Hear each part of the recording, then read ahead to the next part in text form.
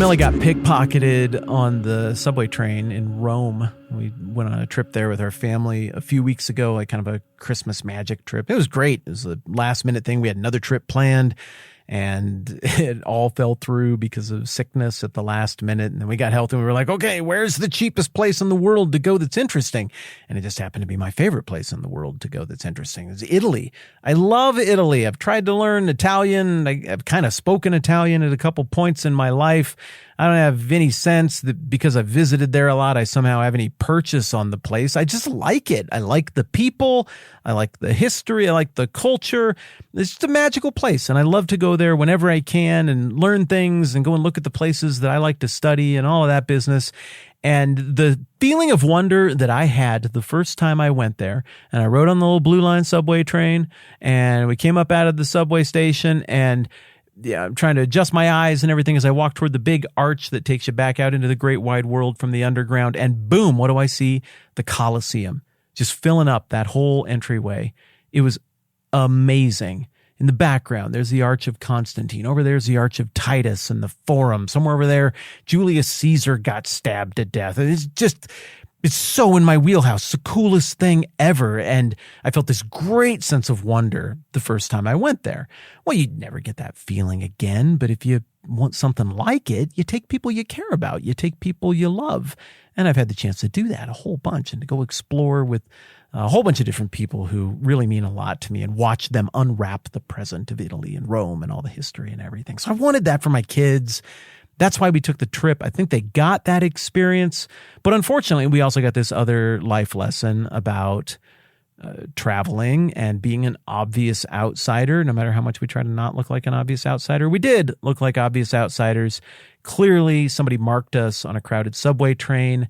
They acted like they didn't know each other. It was a very clever heist. And we all packed into the train. I had my head on a swivel, and I noticed that there were three people, a dude and separately two ladies, who it would have made more sense for them to board the train several doors down.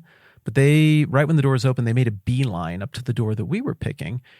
And there's just this crush of people. And we get jammed into the train and everything. And I've got the girls who are both in high school, and a bunch of people pack in, and we get a little bit separated, I think intentionally, from Camilla and my son, who's 13 right now.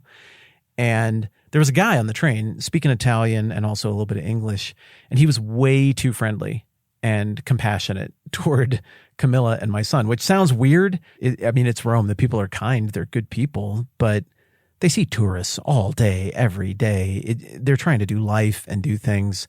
They're not just going to try to make great pals with, hey, there's some tourists on the train. We should become great friends. I think Americans maybe do that a little bit. We're sort of oddly friendly and eager to share or whatever, but it just doesn't make sense. And so it was weird that the guy was being this friendly.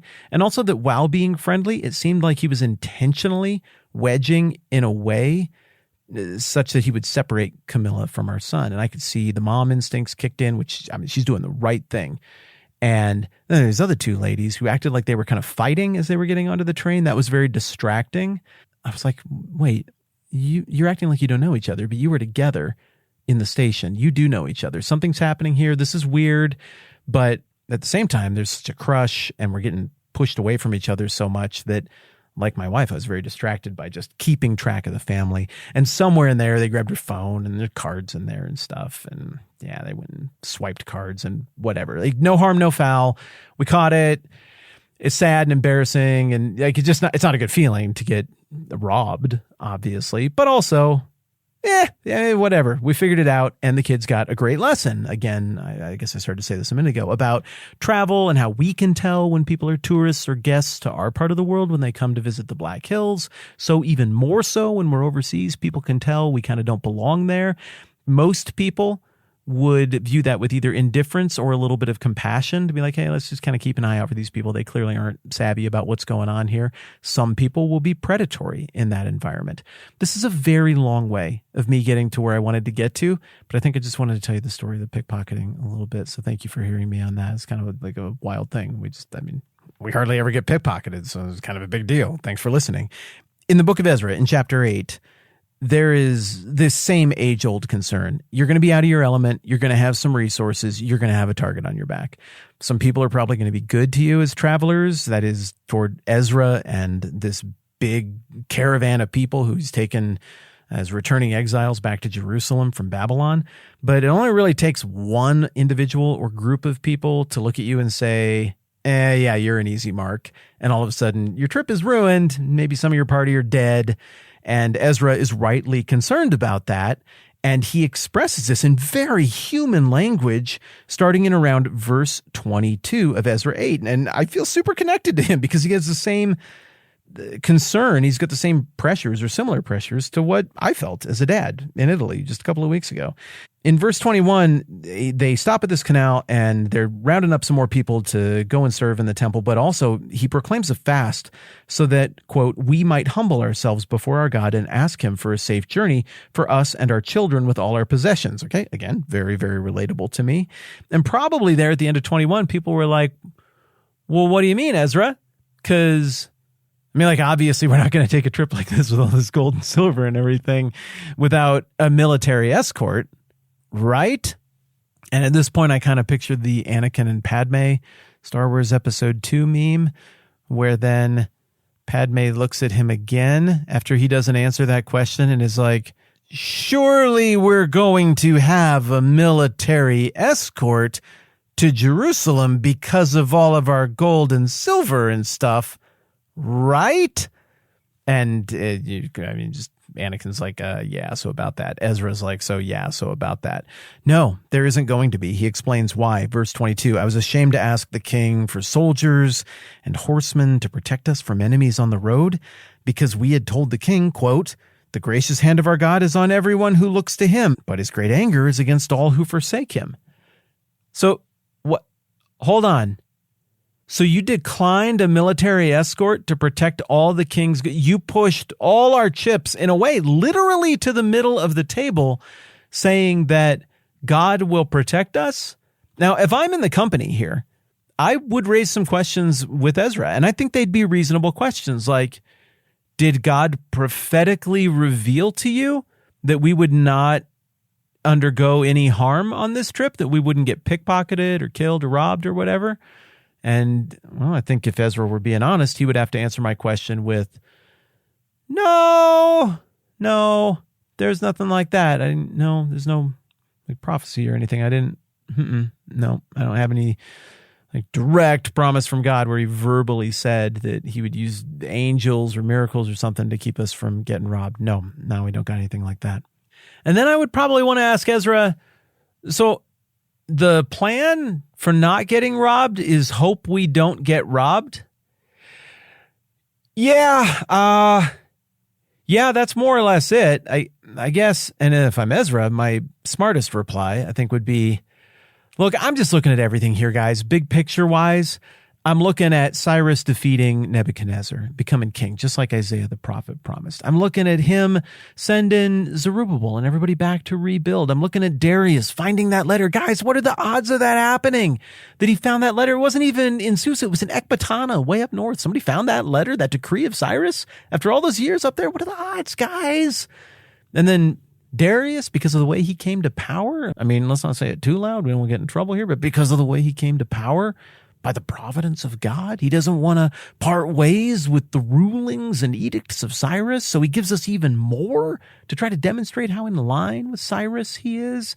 And then, you remember the whole Esther and Mordecai thing? How many things had to work out just exactly the right way? How many opportunities were there for that to go horribly, and all of us to not even be standing here talking right now next to the Ahava Canal, wherever that is? We should all be dead. The odds of that working out when Haman wanted to kill us, there was no chance.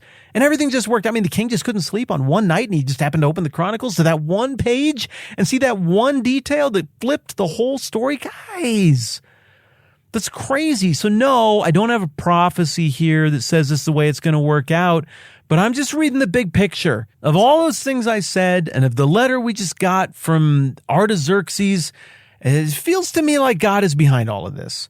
And it felt like I would kind of ruin it and be duplicating the mistakes of our ancestors who depended on treaties and swords and shady alliances with powerful kings of questionable integrity. It just felt like I'd be making all those mistakes again and taking us right back down the same road toward the same bigger snowballing mistakes that came in the past if I did that.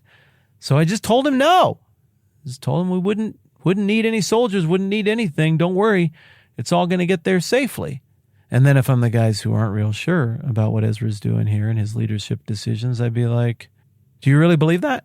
Like really, truly, deeply? You genuinely think that there's a big thing that's been going on here for 80 years and that we're a part of it and that we're going to make this trip with the amount of money that we're carrying? And if I'm Ezra, I look him dead deep in the eye and I say, yeah, I really do believe that. And then if I'm the guys questioning him, I guess I say, all right, I believe in you. I believe in the God you serve, or I wouldn't be on this trip. Let's do it. Now, the reason I think I would give that hypothetical answer in this scenario is, one, because it really does look like something very amazing is happening here. It really does look like the hand of God is on all of this. But two, I don't have a ton of alternatives at this point. I'm committed. I have burned the ships and I am on this trip and I'm going. This Ezra guy keeps records. If I don't go, he's probably going to write down that Matt Whitman totally pansied out at the Ahava Canal and was like, wait, you're not bringing soldiers? I quit. Let that be a pox upon his household forever. I think this was the kind of thing where once you signed up, you were in. And so the game plan, when these concerns are made public, is listed out here in verse 23, and this is where we'll end. So we fasted and petitioned our God about this, and he answered our prayer. Well, I'm all kinds of curious about what this answered our prayer thing looked like, because we weren't able to successfully complete one train ride in the subway in Rome without bandits falling upon us and robbing our phone and taking away our credit cards. And if my math is correct, it looks like Ezra and his big target on their back Jewish caravan group, it looks like they're carrying maybe hundreds of millions of dollars in precious metal. And I think that's going to stick out like more of a sore thumb than that pink cell phone my wife had that got stolen from her. So I'm very interested to see how all of this plays out. And that's what we're going to talk about next time around. My wife is a brilliant, awesome person, and sometimes people who want to take advantage of people can even get over on brilliant, awesome people. And so I'm sorry that that happened to her, but I continue to think that she's brilliant and awesome. And you know what, pickpocket guy, I bet you don't listen to this program, but if you do, I think you're kind of a jerk and you shouldn't have done that. And that's just what I think about that. You should be nicer to my wife. All right, that's all my stuff. I'm Matt. This is the 10 Minute Bible Hour Podcast. Let's do this again soon.